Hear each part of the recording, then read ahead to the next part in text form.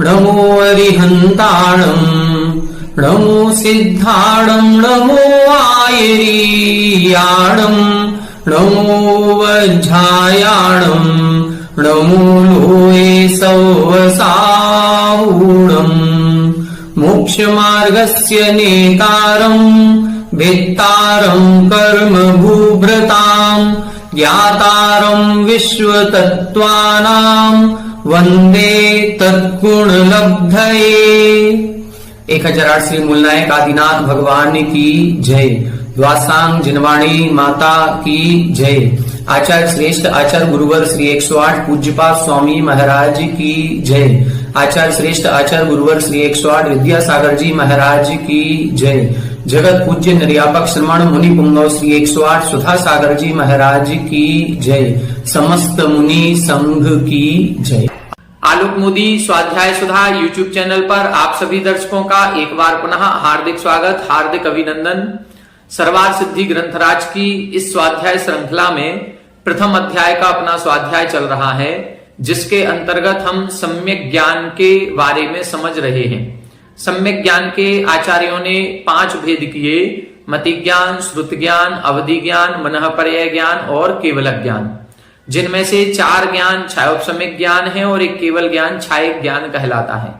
तो हम सबसे पहले छायोपशम्यक ज्ञान की चर्चा कर रहे हैं, जिसमें मति ज्ञान का वर्णन अपन सभी लोग समझ चुके हैं।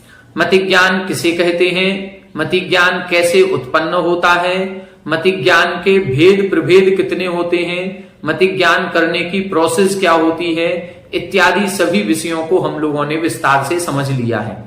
पूर्व कक्षा में हमने श्रुत ज्ञान पर चर्चा करना प्रारंभ किया था कि श्रुत ज्ञान किसे कहते हैं और श्रुत ज्ञान के कितने भेद प्रभेद होते हैं।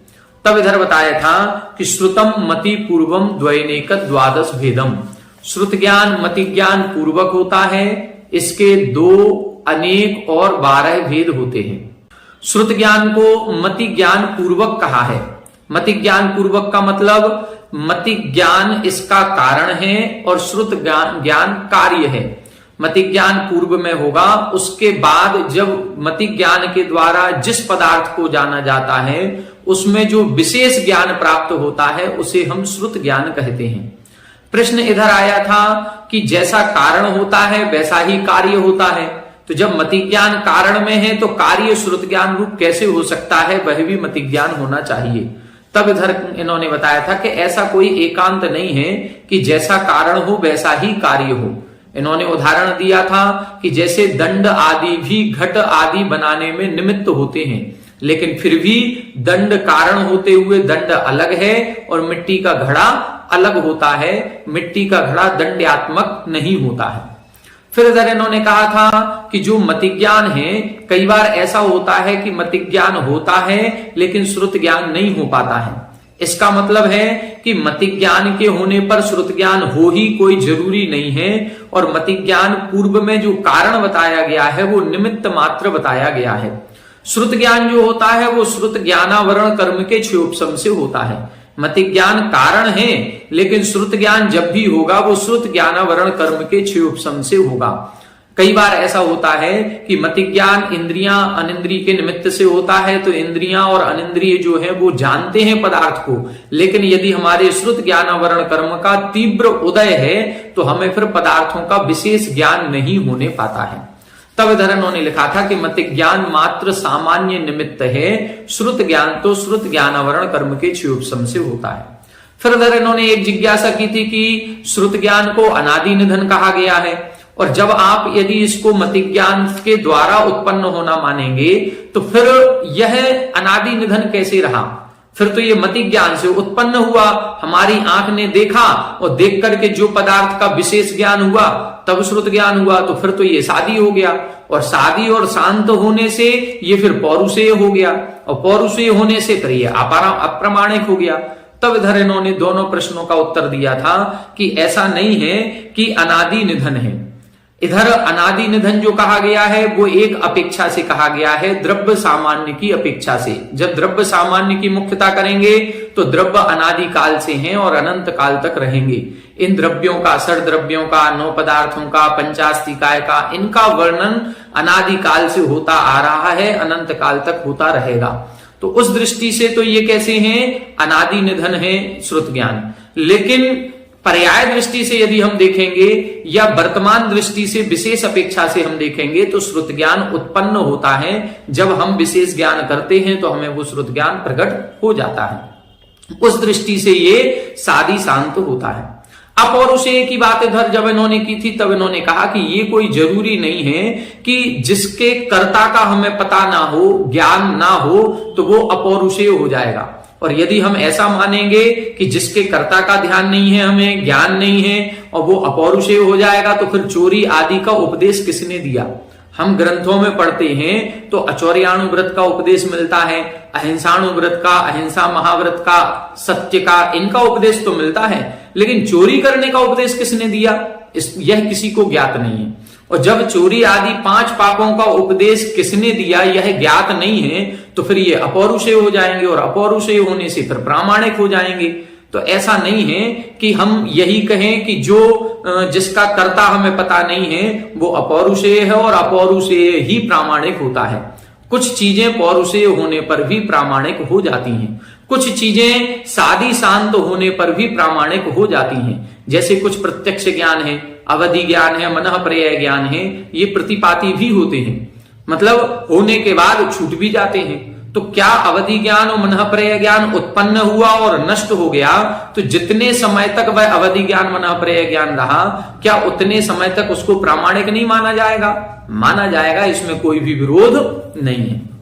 फिर उधर उन्होंने प्रश्न किया था कि आप कह रहे हैं कि श्रुत ज्ञान मति ज्ञान पूर्वक उत्पन्न होता है, जबकि हमने तो ये पढ़ा है कि जिस समय सम्यक दर्शन की प्राप्ति होती है उसी समय सम्यक ज्ञान होता है। तो जिस समय प्रथम सम्यक्त्व की प्राप्ति होती है उसी समय सम्यक ज्ञान उत्पन्न हो गया, फिर मति ज्ञान पूर्वक श्रुत ज्ञान होता है, ये कैसे बनेगा? तब इधर इन्होंने कहा था कि श्रुत ज्ञान तो मति ज्ञान पूर्वक ही होता है। जब प्रथम सम्यक्त्व की प्राप्ति होती है तब उस ज्ञान में समीचीनता आती है। मति ज्ञान जब से हमारा जन्म हुआ है, जब से यह जीव है यहाँ पर, चाहे वो एक इंद्रिय पर्याय में हो चाहे किसी भी पर्याय में हो, मति ज्ञान इंद्रियां और अनिंद्रिय के निमित्त से होता है तो वो तो है।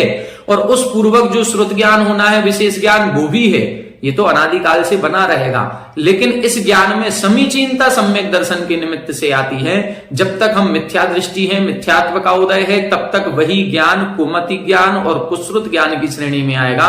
और जब यही ज्ञान सम्यक दर्शन का सद्भाव हो जाता है तो फिर इसी को हम सम्यक ज्ञान कहने लगते हैं, ये श्रुत ज्ञान की श्रेणी में आ जाता है। तो समीचीनता इसके कारण से आती है, बाकी श्रुत ज्ञान तो मति ज्ञान पूर्वक ही उत्पन्न होता है। अब आगे अपन को देखना है पेज नंबर 86, उत्थानिका 209, सूत्र अपना चल रहा था 20। आह मति पूर्वम श्रुतम इति एतत् लक्षणम अव्यापी श्रुतम पूर्वम अपि श्रुतम इष्यति। यहां बता रहे हैं आपने ये जो लक्षण बनाया है कि श्रुत ज्ञान मति ज्ञान पूर्वक होता है, ये तो अव्याप्ति लक्षण से दूषित हो गया। यहां पर क्योंकि श्रुत पूर्वम अपि श्रुतम इष्यति, क्योंकि श्रुत ज्ञान पूर्वक भी श्रुत ज्ञान देखा जाता है। 3 प्रकार के दोष होते हैं, अव्याप्ति दोष, अतिव्याप्ति दोष और असंभवी दोष। अव्याप्ति दोष उसे कहते हैं ऐसा लक्षण बनाया जो पूरे पदार्थ में व्याप्त ना हो। जैसे मान लो हम कहें जीव किसे कहते हैं, और अभी हमने ये कह दिया जो 10 प्राणों से जीता है वह जीव है। यदि ऐसा लक्षण बनाएंगे तो फिर ये क्या कहलाएगा, ये अव्याप्ति दोष से ग्रसित हो गया। क्योंकि सिद्ध परमेष्ठी भी ऐसे हैं जो जीव हैं लेकिन 10 प्राणों से नहीं जीते हैं। तब हमें लक्षण दूसरा बनाना पड़ेगा कि जो निश्चय नय से तो चैतन्य प्राण से जीता है लेकिन व्यवहार में संसार की दृष्टि से 10 प्राणों से जीता है, उसे जीव कहते हैं। तो ये लक्षण सम्यक लक्षण है। लेकिन यदि हमने एक लक्षण 10 प्राण का ही केवल बनाया, चैतन्य प्राण का नहीं बनाएंगे, तो हमने जीव का लक्षण बनाया लेकिन वो संपूर्ण जीवों में घटित नहीं हुआ, सिद्ध परमेष्ठी छूट गए उसमें, तो इसको बोलेंगे अव्याप्ति।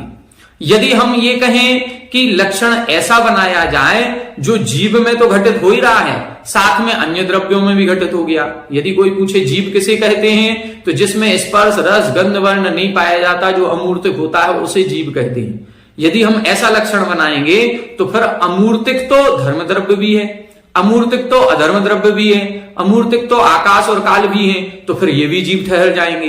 तो इस प्रकार का दोष जब आता है, जब लक्ष्य से अलक्ष्य में वृत्ति होने लगती है। लक्ष्य था हमारा जीव, लेकिन धर्म अधर्म आकाश काल में भी वृत्ति यदि उस लक्षण की चली जाती है, तो उसे हम अतिव्याप्ति दोष कहते हैं। तीसरा दोष होता है असंभवी, जो बिल्कुल विपरीत।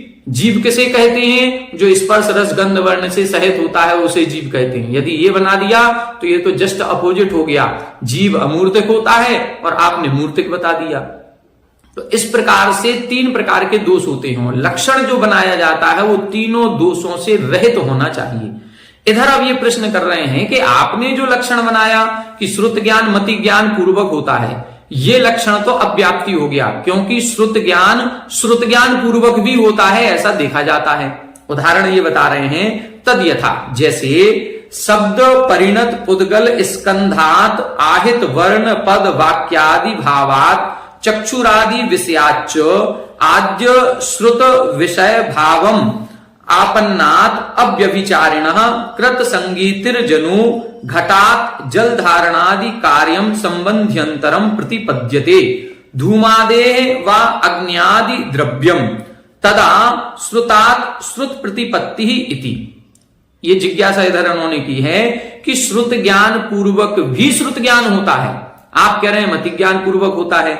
उदाहरण क्या दिया कि जो पुद्गल स्कंद हैं, जो शब्द रूप से परिणत हुए हैं, हमारी कर्ण इंद्री ने एक शब्द सुना और वो शब्द सुन करके जो पद बना है, जो वर्ण बना है, जो वाक्य बना है, वो वाक्यों को हमने सुना और उन वाक्यों को सुनने के बाद चक्षु आदि विषयाच मतलब कर्ण इंद्रिय आदि, चक्षु आदि मतलब सभी इंद्रियों की बात कर रहे हैं। एक इंद्री का इन्होंने उदाहरण दिया कि कर्ण इंद्री से शब्द रूप पुद्गल स्कंधों में जो परिवर्तित हुआ है और जो पद वर्ण या वाक्य के रूप में है, और हमारे कर्ण इंद्री ने सुना घट।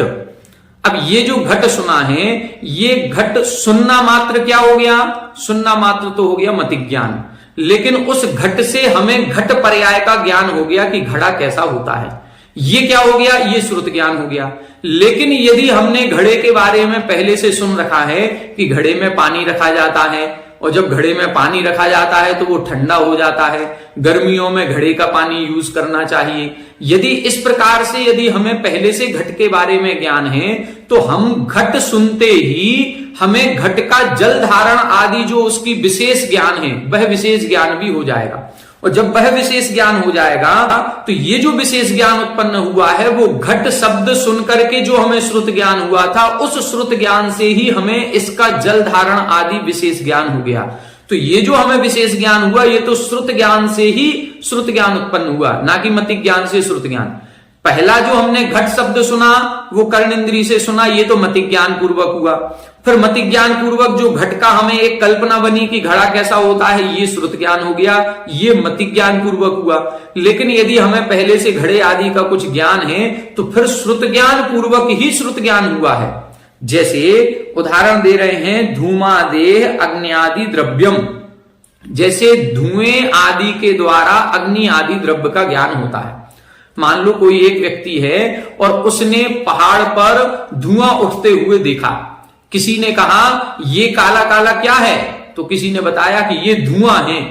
अब वो व्यक्ति पहले नहीं जानता था कि धुआं ऐसा होता है, पहले उसको कुछ ज्ञान नहीं था, बस काला काला उठ रहा था। उसने पूछा ये क्या है, तो किसी ने बता दिया ये धुआं है।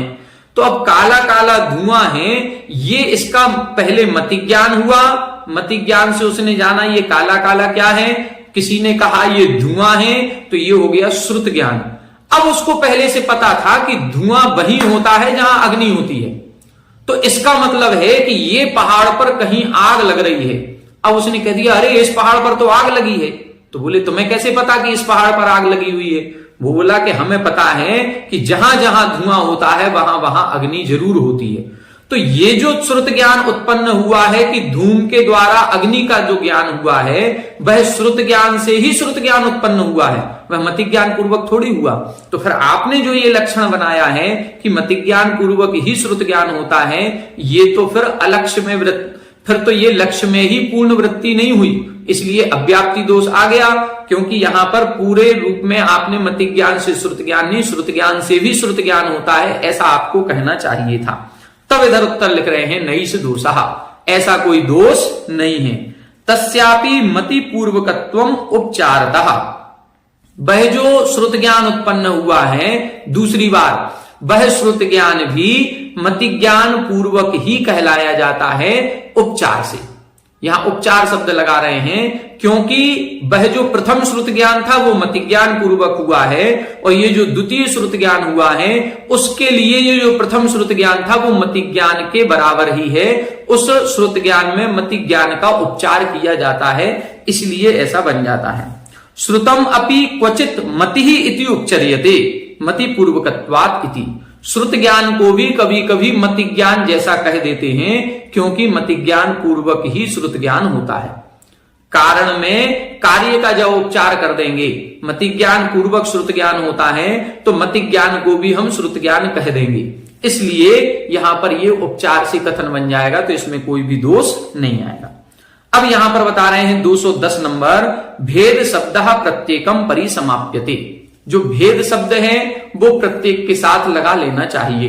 जैसे सूत्र में लिखा था द्वैनेक द्वादश भेदम, तो द्वि अनेक द्वादश भेदम, तो भेद शब्द सभी के साथ लगाना है।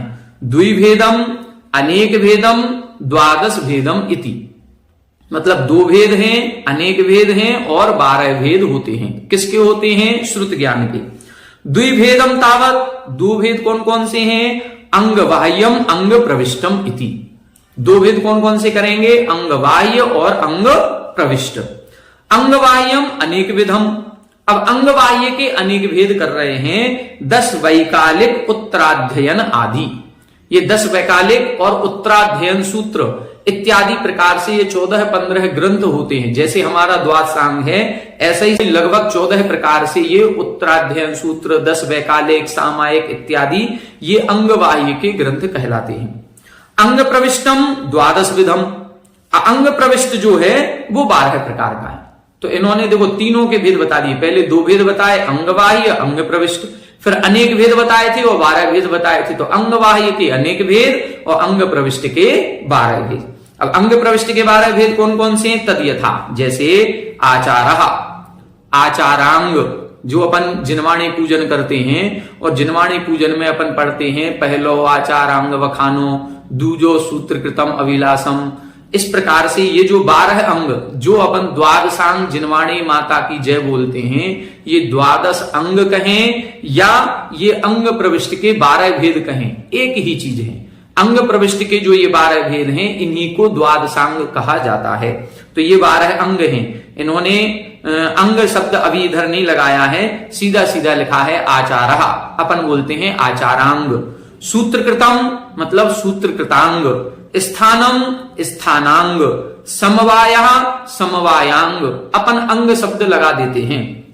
तो आचारः, सूत्रकृतम, स्थानम, समवायः, व्याख्या प्रज्ञप्ति, ज्ञात्री धर्म कथा, उपासकाध्ययनम, अंतकृत दशम, अनुत्तरोपपादिक दशम, प्रश्न व्याकरणम, विपाक सूत्रम, दृष्टिवाद इति। ऐसे ये 12 भेद हो जाते हैं, इन्हीं को हम द्वादशांग कहते हैं।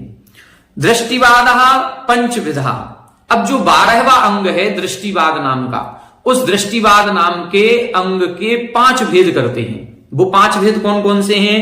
परिकर्म, सूत्रम, प्रथमानुयोग, पूर्वगतम, चूलिका च इति।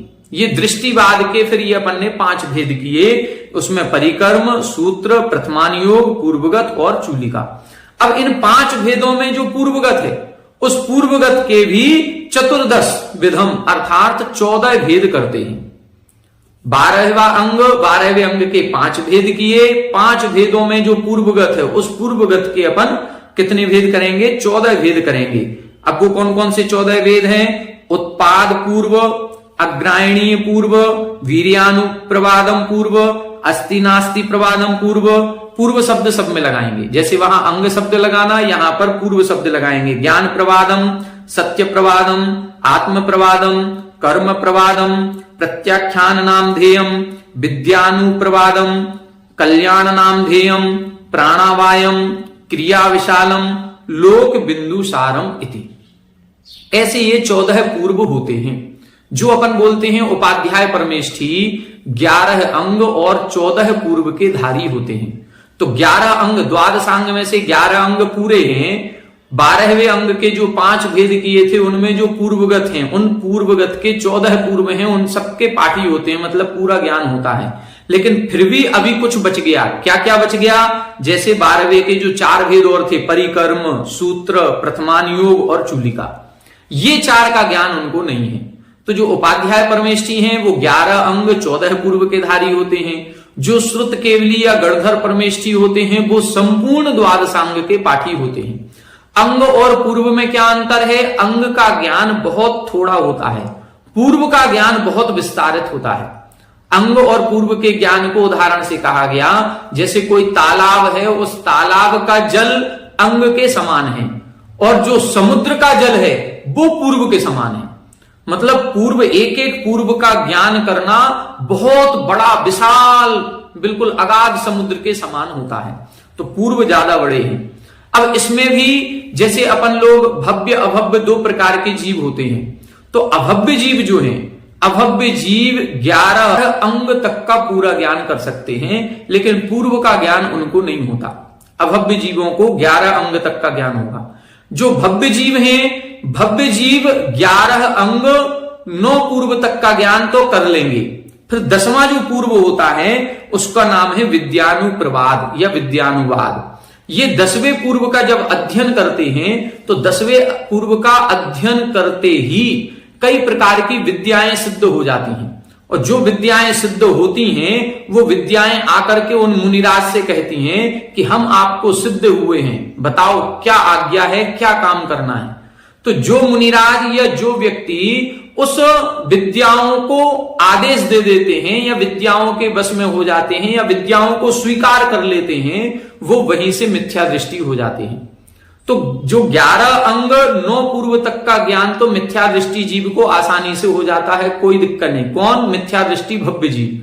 लेकिन 10वें पूर्व का जो ज्ञान होता है, 10वें पूर्व के ज्ञान यदि सम्यक दृष्टि है तो वो पूरा करेगा, और पूरा करने के बाद यदि विद्याओं के वश में हो गया तो फिर वो मिथ्या दृष्टि हो जाएगा, और यदि विद्याओं के वश में नहीं हुआ तो ऐसा जीव आगे और बढ़ जाता है और आगे के अंगों पूर्वों का भी ज्ञान कर लेता है। ये कोई जरूरी नहीं है कि इन अंगों पूर्वों का ज्ञान क्रम से ही होता हो, अलग अलग तरह से भी ज्ञान किया जा सकता है। किसी ने एक अंग का ज्ञान किया, किसी ने दूसरे अंग का किया, इसमें क्रम की कोई आवश्यकता नहीं है। तो अभव्य जीव 11 अंग तक का ज्ञान करता है, भव्य मिथ्या दृष्टि 11 अंग 9 पूर्व तक का ज्ञान करता है, और भव्य सम्यक दृष्टि जीव जो होता है वो 11 अंग 10 पूर्व के आगे भी ज्ञान कर लेता है। यहां पर एक शब्द और प्राप्त होता है, भिन्न 10 पूर्वी और अभिन्न 10 पूर्वी। भिन्न 10 पूर्वी वही जो 10म पूर्व का ज्ञान कर रहे थे, और यदि उस विद्याओं के वशीभूत हो गए, विद्याओं को अपने वश में कर लिया, आज्ञा दे दी, तो फिर वो भिन्न 10 पूर्वी कहलाएंगे। और जिन्होंने आज्ञा नहीं दी, उनको स्वीकार नहीं किया, वो अभिन्न 10 पूर्वी कहलाते हैं। इस प्रकार से समझना चाहिए। आगे देखें, तत् एतत् श्रुतम द्विभेदम अनेक वेदम द्वादश भेदम इति। इस प्रकार से ये जो श्रुत ज्ञान है इसके 2 भेद, अनेक भेद और 12 भेद होते हैं। आज वर्तमान में यदि देखा जाए तो अंग प्रविष्ट उपलब्ध नहीं है। जो अंग प्रविष्ट 12 अंग जिसको हम कहें वो उपलब्ध नहीं है। आज जितने भी ग्रंथ उपलब्ध हैं ये सभी अंगबाह्य हैं। अंगबाह्य, चाहे वो हम सर्वार सिद्धि पढ़ रहे हों, चाहे भले हम तत्वार सूत्र पढ़ें, द्रव्य संग्रह पढ़ें, ये सारे ग्रंथ अंग प्रविष्ट के आधार पर लिखे गए हैं, इसलिए इनको अंगबाह्य कहते हैं। और जो अंग प्रविष्ट किसे कहते हैं? जो केवली भगवान की दिव्य ध्वनि हुई और उस दिव्य ध्वनि को सुन करके जो गणधर परमेष्ठी थे, उत्कृष्ट क्षोभसम के धारी थे, उन्होंने जिन शास्त्रों की रचना की, रचना करने का मतलब अपने शिष्यों को समझाया, वो लिखते नहीं थे, उन्होंने, उनकी कैचिंग पावर इतनी थी कि सब कुछ समझ गए, फिर जाकर के अन्य शिष्यों को समझा दिया, फिर जो अन्य आचार्य थे उन्होंने ग्रंथ लिखे। तो इधर आगे भी बता रहे हैं 3 प्रकार के वक्ता होंगे। देखें आगे 211 नंबर, किं क्रतोयम विशेषः। ये जो 3 प्रकार से आपने भेद किए हैं, यह विशेषता किस कारण से की? 2 भेद, फिर अनेक भेद, फिर 12 भेद। तब लिख रहे हैं वक्तृ विशेष कृतः, वक्ता के कारण से, वक्ता में विशेषता पाई जाती है। तो कहने वाला कौन है? इन अंगों या पूर्व का उपदेश देने वाला कौन है? उस उपदेशता की अपेक्षा से इसमें विशेषता पाई जाती है। तो लिख रहे हैं त्रयो वक्तारः, जो वक्ता या उपदेशता या उपदेशक होता है, जो प्रवचन करने वाला है, वो 3 प्रकार का होता है। सबसे पहले सर्वज्ञ तीर्थंकर इतरो वा श्रुतकेवली आरातीयश्च इति। सबसे पहले किसका नाम लिखा? सर्वज्ञ तीर्थंकर इतरो वा। या तो सर्वज्ञ परमेष्ठी कौन? तीर्थंकर देव हो, या फिर इतर, इतर का मतलब सामान्य केवली, जिनको केवल ज्ञान की उत्पत्ति हुई है, जो सर्वज्ञ हैं, जिनके ज्ञान में तीनों लोकों के चराचर पदार्थ दर्पण के समान झलक रहे हैं, ऐसे व्यक्ति, ऐसे जीव के द्वारा जो उपदेश दिया जाता है, वो प्रथम वक्ता कहलाते हैं। दूसरे नंबर पर वक्ता कौन है? श्रुत केवली, जिनको श्रुत ज्ञान का उत्कृष्ट क्षोभसम प्राप्त हुआ है और जिन्होंने तीर्थंकर देव की उस दिव्य ध्वनि को साक्षात ग्रहण किया है, ऐसे वो श्रुत केवली। और तीसरे नंबर पर है आरातीयश्च। आरातीय का मतलब होता है अन्य नीचे आने वाले आचार्य परमेष्ठी। जितने मुनिराज हुए हैं, जो श्रुत ज्ञान का, जिनको उत्कृष्ट क्षोभसम नहीं है, जिनको साक्षात तीर्थंकर का समवसरण आदि नहीं मिला, फिर उनके द्वारा जो ग्रंथ लिखे जाते हैं या उपदेश दिया जाता है, उसे हम आरातीय कहते हैं। तत्र सर्वज्ञेन परम ऋषिणा परम अचिंत्य केवल ज्ञान विभूति विशेषेण अर्थतः आगम उद्दिष्टः। क्या लिख रहे हैं? तत्र सर्वज्ञेन परम ऋषिणा, जो सर्वज्ञ हैं, परम ऋषि हैं। जब मुनियों के भेद पढ़ेंगे तो 5 भेद कहे गए, पुलाक, वकुश, कुशील, निर्ग्रंथ और स्नातक। तो ये कौन कहलाते हैं? अरिहंत परमेष्ठी स्नातक ऋषि कहलाते हैं। तो ऐसे परम ऋषि के द्वारा परम अचिंत्य केवल ज्ञान विभूति विशेषण, जिनको अचिंत्य केवल ज्ञान विभूति विशेष प्राप्त हो गई है, केवल ज्ञान के द्वारा जो तीनों लोकों को जान रहे हैं, उनके द्वारा अर्थता आगम उद्दिष्टः, उनके द्वारा आगम का उपदेश दिया जाता है। तो सबसे पहले वक्ता कौन है? तीर्थंकर केवली या सामान्य केवली, जिनको केवल ज्ञान उत्पन्न हुआ है। तस्य प्रत्यक्ष दर्शित्वात् प्रक्षीण दोषत्वाच्च प्रामाण्यम। ये प्रथम वक्ता है। ये प्रथम वक्ता क्यों है? तस्य प्रत्यक्ष दर्शित्वात् प्रक्षीण दोषत्वाच्च प्रामाण्यम। ये प्रमाणिक क्यों है? क्योंकि प्रत्यक्ष दर्शित्वात्, ये तीनों लोगों को एक साथ जान रहे हैं, साक्षात देख रहे हैं, इनके द्वारा कोई भी पदार्थ छुपा हुआ नहीं है। ये अनुमान नहीं लगा रहे हैं। अनुमान का मतलब, जैसे हमने कहा कि पहाड़ पर दूर आग लगी है, अग्नि लगी है, और नीचे से हम केवल धुएं को देख रहे हैं, हमें अग्नि नहीं दिख रही है, हमें तो केवल धुआं दिख रहा है, लेकिन हम धुएं से अग्नि का ज्ञान कर रहे हैं। तो ये तो अनुमान प्रमाण हो गया, ये क्षाउपसम्य ज्ञान है, हमें अग्नि का ज्ञान ही नहीं है, फिर भी हम अग्नि के बारे में बता रहे हैं क्योंकि हमने सुना है और देखा है। लेकिन यहां पर ये बता रहे हैं कि जो अग्नि किसी को साक्षात दिख रही है, ऐसे भी जीव हैं जिनको केवल ज्ञान के द्वारा वो धुआं भी दिख रहा है और जो अग्नि को भी प्रत्यक्ष देख रहे हैं। तो ऐसे जीव के द्वारा जो प्रत्यक्षदर्शी हैं और प्रक्षीण दोषत्वा, जिनके सभी प्रकार के दोष नष्ट हो चुके हैं, जो 18 दोषों से रहे थे, जिनके राग द्वेष नहीं है, जिनके मोह नहीं है, जिनके ज्ञानावरण कर्म नहीं है, जिनके अनंत ज्ञान प्रकट हो गया है, ऐसे इस कारण से जो निर्दोष हैं और सब पूरे संपूर्ण तीनों लोकों के पदार्थों को प्रत्यक्ष जानते हैं, इसलिए वो प्रामाण्यम, प्रामाणिक कहलाते हैं। तस्य साक्षात शिष्य ही बुद्ध्यतिशय रिद्धि युक्त ही गणधर ही श्रुत केवली भी अनुस्मृत ग्रंथ रचनम अंग पूर्व लक्षणम। अब बता रहे तस्य साक्षात शिष्य ही, मतलब वो तीर्थंकर तो हो गए पहले नंबर के कर्ता। दूसरे नंबर के कर्ता कह रहे हैं कि उनके जो साक्षात शिष्य हैं, मतलब उनके जो समो शरण में स्थित हैं, और कैसे हैं, बुद्धि अतिशय रिद्धि युक्त ही, जो बुद्धि रिद्धि के द्वारा सहित हैं, जिनके अतिशय बुद्धि रिद्धि प्रकट हुई हैं, ऐसे बुद्धि रिद्धि से सहित, उत्कृष्ट क्षयोपम से सहित गणधर ही, गणधर परमेष्ठियों के द्वारा, अथवा श्रुत केवली भी, श्रुत केवलियों के द्वारा, वहां श्रुत केवली भी हो सकते हैं, गणधर परमेष्ठी भी हैं, इनके द्वारा उन तीर्थंकर भगवान की वाणी को साक्षात ग्रहण किया गया है।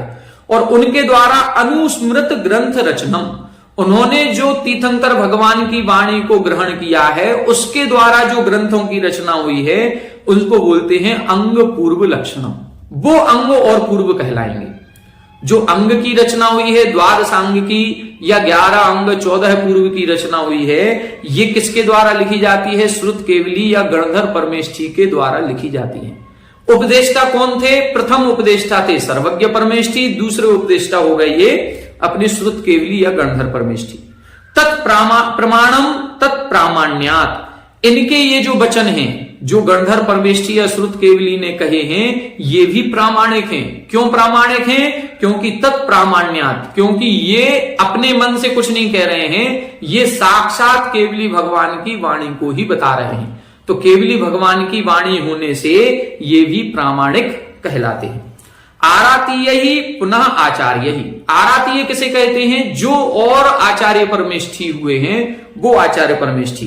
काल दोषात संक्षिप्त आयु मति बल शिष्यानुग्रहार्थम 10 वैकालिक आदि उपनिबद्धम। काल दोषात संक्षिप्त, काल दोष से, पंचम काल चल रहा है, पंचम काल में नित्य प्रति आयु बल शक्ति ये सब धीरे धीरे कम कम होती जा रही है। तो जो महावीर भगवान का उपदेश था वो गणधरों ने एज इट इज लिया। यदि मान लो उन्होंने 5000 श्लोक गाथाओं का उच्चारण किया तो 5000 गाथाएं श्लोक इनको भी याद हो गए। इन्होंने अपने शिष्यों को 5000 पूरे कर दिए, फिर उन्होंने और अपने शिष्यों को कर दिए। लेकिन धीरे धीरे आयु बल शक्ति सब क्षीण होती जा रही थी। तो फिर 5000 हमें याद थे, हमने अपने शिष्यों को 5000 याद करवाए, लेकिन उनको याद रहे केवल 4000, 1000 तो ध्यान ही नहीं रहे, स्मरण से गायब हो गए या विस्मरण को प्राप्त हो गए। फिर उन्होंने और अपने शिष्यों को कहे तो 4000 के 3000 ही बचे।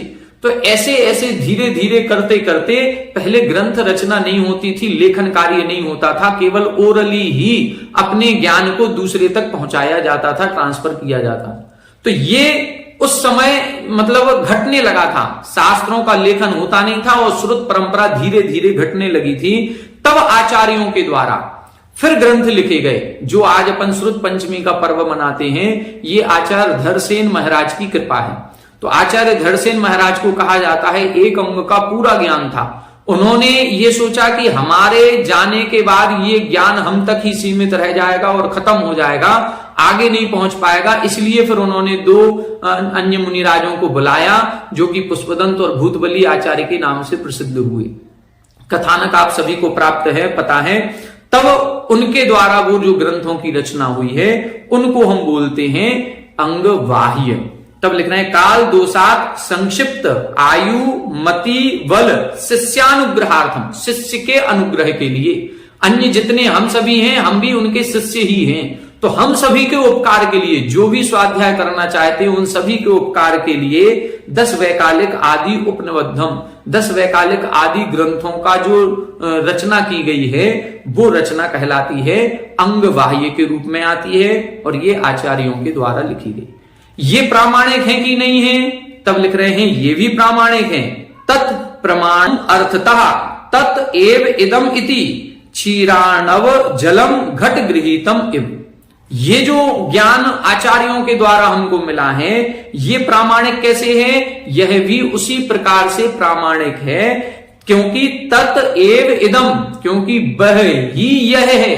जो केवली भगवान ने या महावीर भगवान ने कहा था वही गणधरों ने सुना, और जो गणधरों ने सुना वही उन्होंने आगे आने वाले आचार्यों को कहा, और जो आचार्यों ने सुना है तीर्थंकर देव की वाणी को वो उन्होंने वही इस ग्रंथ में लिखा है। तो आचार्य पूज्यपाद स्वामी जी के ये जो वचन अपन पढ़ रहे हैं, ये वचन आचार्य पूज्यपाद स्वामी जी के नहीं है, ये साक्षात महावीर भगवान के वचन है, केवली की तीर्थंकर केवली की वाणी है।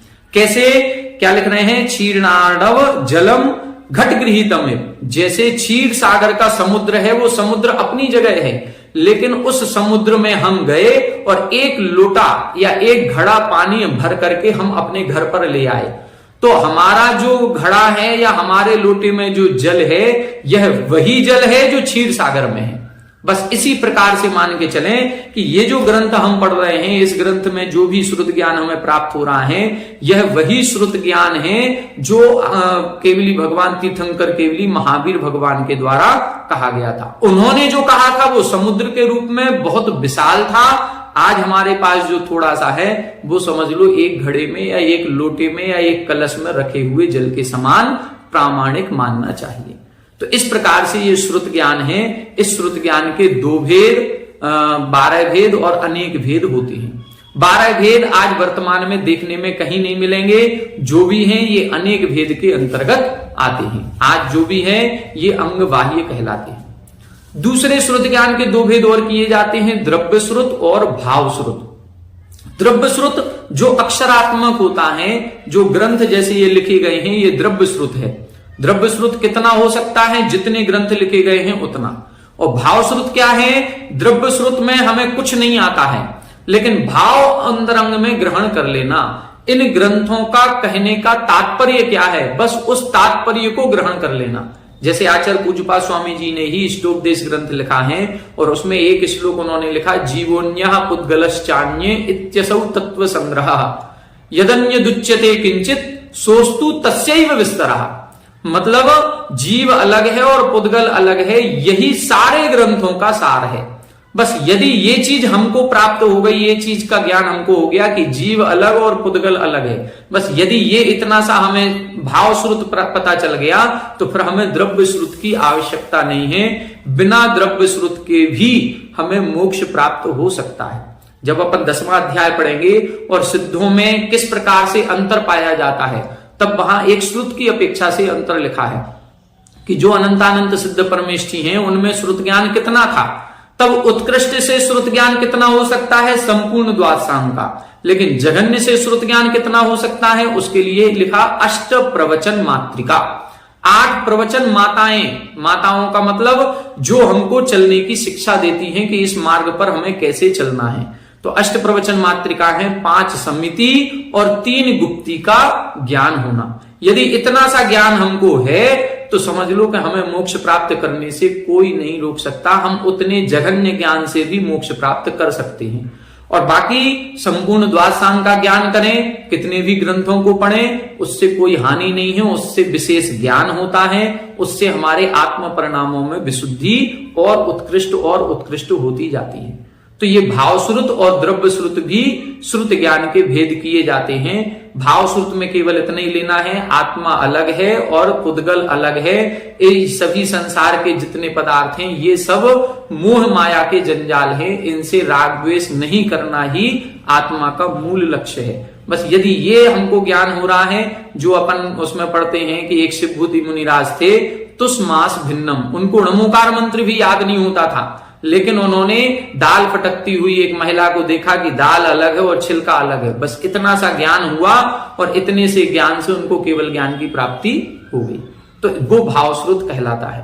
तो इस प्रकार से आज अपन ने श्रुत ज्ञान पर चर्चा की। कल की कक्षा में अब अपन अवधि ज्ञान पर चर्चा करेंगे। अवधि ज्ञान किसे कहते हैं, कैसे उत्पन्न होता है, उसके कितने भेद प्रभेद हैं और कौन कौन सी गतियों के जीवों को किस प्रकार का अवधि ज्ञान होता है, इस पर चर्चा अपन कल की कक्षा में करेंगे। आज की कक्षा में इतना ही। आप सभी हमारे साथ बने रहें। सभी को जय जय।